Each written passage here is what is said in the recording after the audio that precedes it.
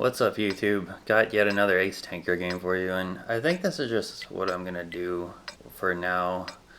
I'm gonna do other stuff, but I like uploading like my Ace Tankers. I get a decent amount of them, so I don't get a whole lot of like really amazing games like Cookie Baby, but I'm getting better and I'm getting some pretty good games and a decent amount of Ace Tankers. And I wanted to do this T-34-2, which is an interesting tank for me. This might be a little surprising, but it's one of my favorite tier 8 medium tanks, and a lot of people will say this is the worst tier 8 medium tank, and I kind of agree with that. I'd say the 416 probably, but I think a big part of why people hate this tank so much is because they use the 100mm on it, and I think that is completely the wrong thing to do with this tank. One of the main reasons I like this tank is just because it's so cool looking with that 122. Look at that thing. It's like a little snub-nose 357 or something like that. I don't know, it's just very like menacing, and I like that little camo net on the back and everything, and I just think it's a cool looking tank. But and that big DSHK heavy machine gun on top. But yeah, the gun, the 122, I believe, is the proper way to do this. And as you saw with that shot on the Super Pershing, it's not the most inaccurate thing if you actually aim it. If you don't aim it, however, even slightly, that happens. But I think the 122 is the right way to play with this tank because, yeah, the 100mm fires faster and aims faster, but you have to expose yourself longer, and this tank actually does have really good turret armor, but it does not have the best hull armor, so you don't want to be exposing yourself too much. And you'll see exactly what I'm talking about with the hull armor. It's actually a little hard to lead targets with this tank as well with the 122, however, because especially when they're silhouetted against a ridgeline like that, because the firing arc is very high, like it arcs the shells into the target, and that's another thing. The module damage with this big caliber gun is great. Because the shells fly so slow and in such a big arc, it's really hard to lead your targets when they're silhouetted against the backdrop like that. But there you go, that's what I'm talking about. I bounced the T-28 prototype with my turret.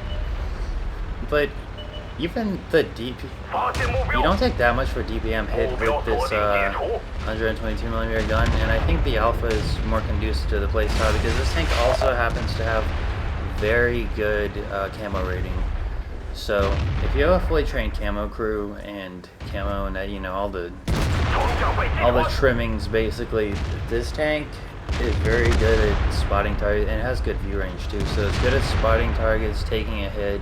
Well, taking a shot, I should say,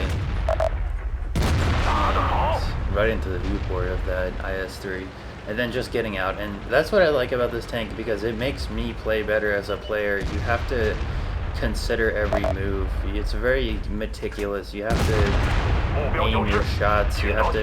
The best way to make use of the it's a bit like a 1390 or any of the other autoloaders, and this is another thing it's great for. It's just this kind of peekaboo shot.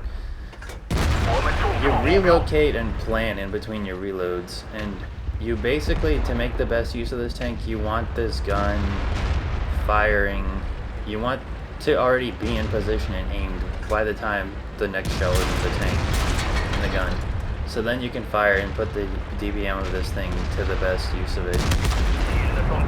But because it has good camo value and a good turret and good alpha damage, I believe it has carry potential because it lets you use those hit and run tactics without exposing itself, and it's just a very unique playstyle. I mean, this whole tank, this whole tank line, even starting with the T-34-1, that 100mm is pretty beefy for a tier 7 medium tank. That's what I'm talking about. You just gotta aim and think about how long he has to reload and then back off. But the whole medium tank line is pretty much like that. It's sort of the flavor of the Chinese tank line. So I don't think you're doing yourself any favors by using the 100mm on this gun, or on this tank, because you're not getting used to the playstyle that you're gonna be using on the WZ 120 and the 121, or is it the 131? No, I think that's the heavy. And I'm just gonna cut it off because that's the end of the game pretty much. But I just think it's a really cool looking tank, and the hull armor, it's not great, but it's, because the turret is so frontally mounted, you can kind of go around corners and you'll bounce a few shells just from auto bounce angles, and the tracks aren't too bad. There's still this wide gap there. You can sort of side scrape, but not really, not too much. It's not something I'd recommend unless it's a lower tier opponent, but when you do well in this tank, it's very satisfying. And honestly, even when I don't do well in this tank, it's very satisfying. Just something about pulling the trigger on that massive gun, just like the peekaboo action of, because it's very fast too, it shows up out of nowhere and they don't know what hit him, and you're just like, bam, with this big 122mm gun. And I'm gonna keep this tank, honestly. I hope they make an HD model for it soon because I think it'll be a really cool looking tank. I don't know, I thought I was gonna sell it, but it's just one of those tanks I really have fun playing, and it doesn't matter if I do well or, I mean, if I do really bad, I don't like it, but obviously that can be said of any tank. Anyways, let's look at the stats on this one. Alright, so ace tanker, high caliber, a shit ton of these low token medals, nothing too surprising here. Maybe the accuracy a little bit. This gun, it's temperamental, but if you take your time to aim and you actually are realistic about the targets you're aiming at, and you're not trying to pick out somebody's weak spot from like 300 yards away, because, you know, theoretically you can penetrate it, but more than likely you're probably not going to unless you're loading heat shells, you can do fairly consistent damage in this tank. And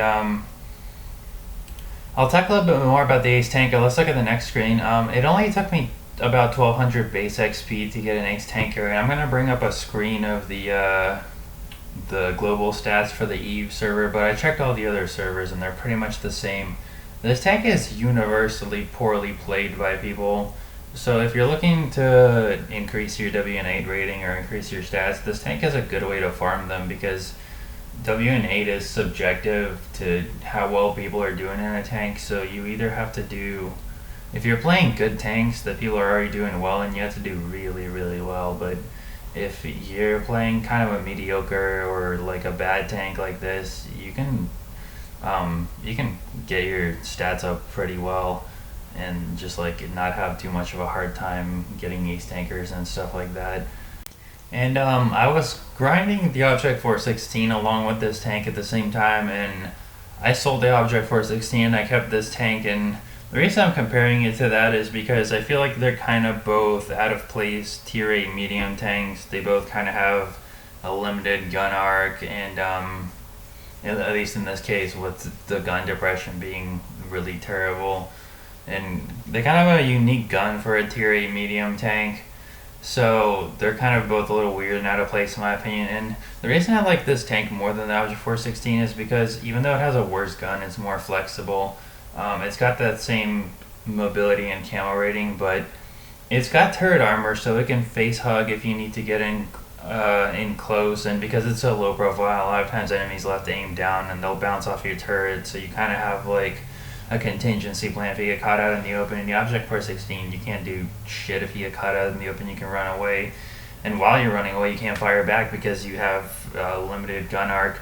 But yeah, so this tank, it's also the front upper plate. It's not really good, but because the turret's frontally mounted, you can peek a bit around the corner. A lot of times as you're backing up, you'll take a shot, but it'll still bounce just because it's already like slowed back really far, and then you're kind of angling it as well, and you don't need to expose too much of your tank to fire because the turret's so firmly mounted. So you'll get some pretty freak bounces that way.